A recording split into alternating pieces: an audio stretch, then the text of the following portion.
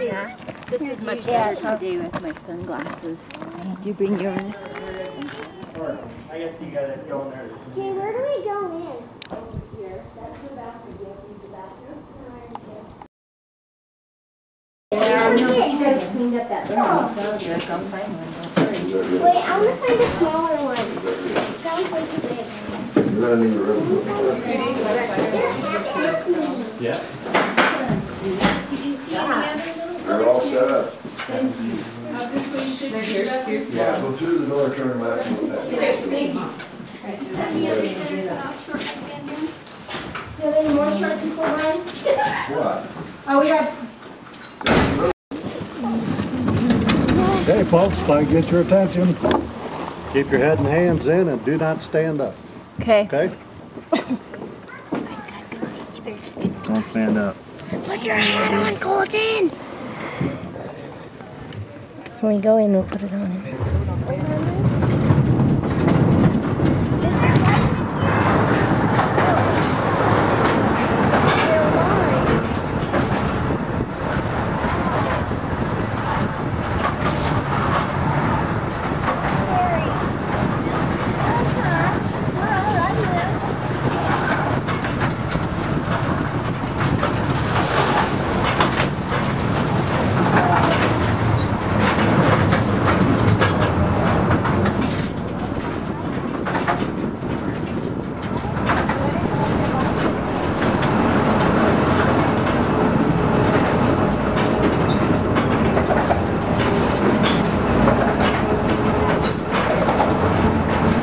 Out from the portal.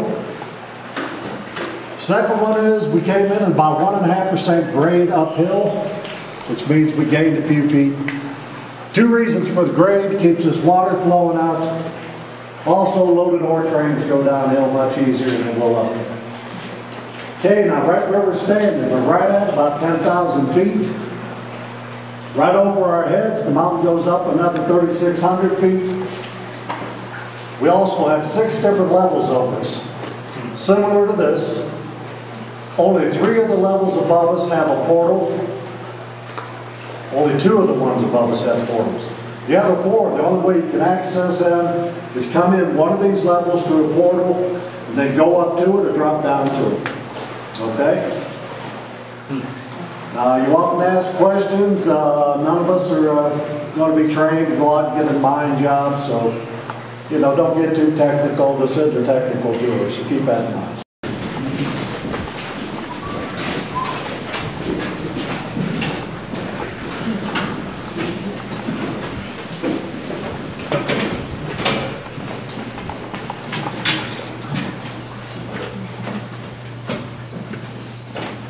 Okay, folks, call this our drilling station. All you're going to do is learn a little bit about drilling.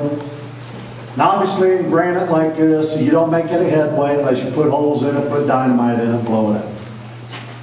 Okay, now in the very early days, it would have been done with this 2.5-foot steel, 8-pound double jackhammer. One man would have held it like so. The other guy would have hit it. Obviously, you got to trust your partner.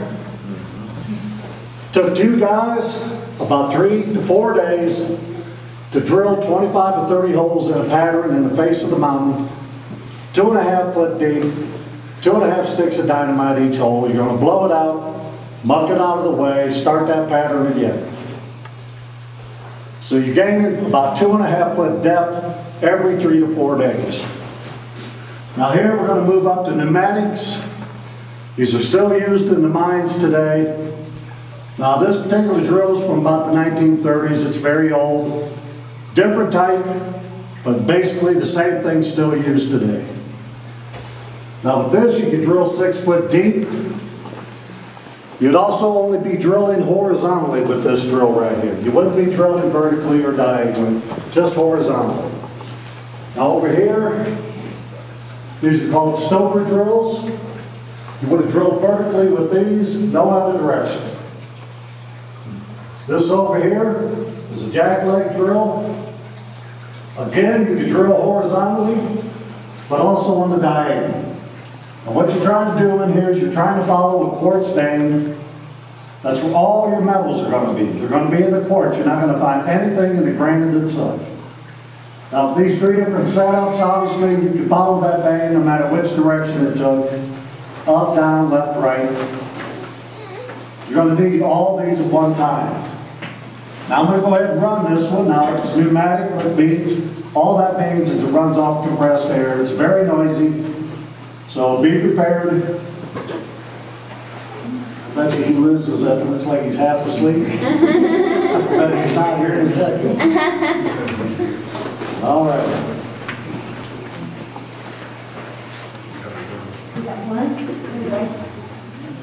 All right, here we go, guys.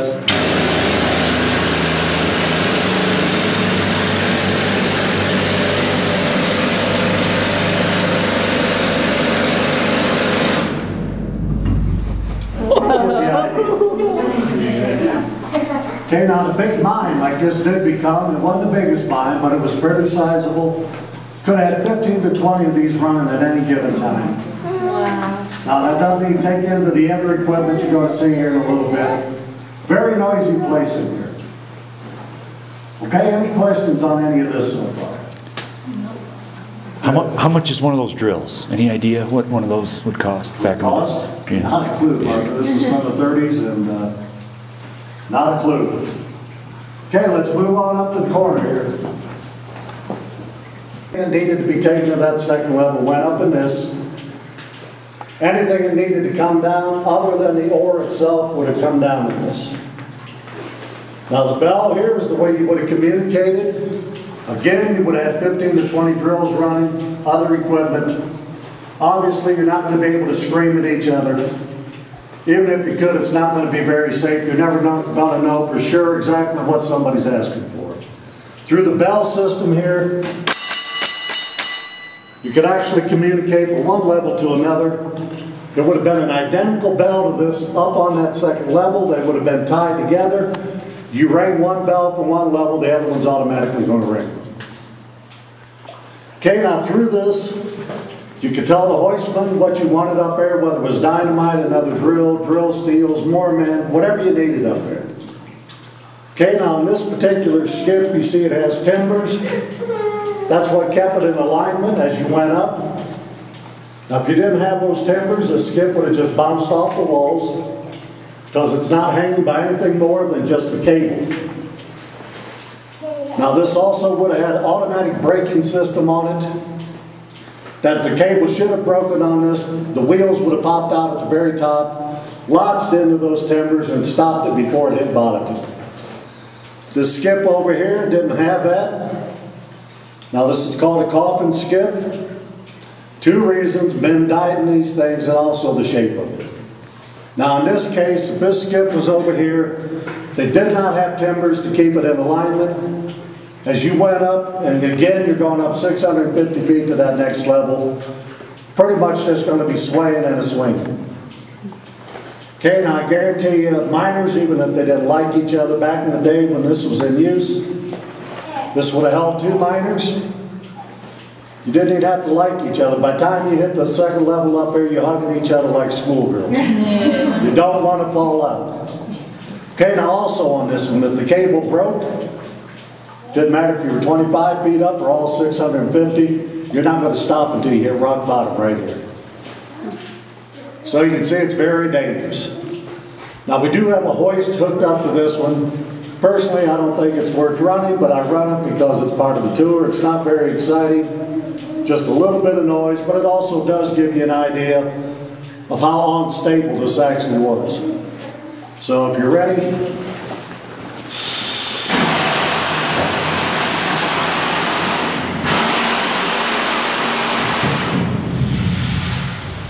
you do get the idea. But again, I was right. It's not very. Now that hoist I just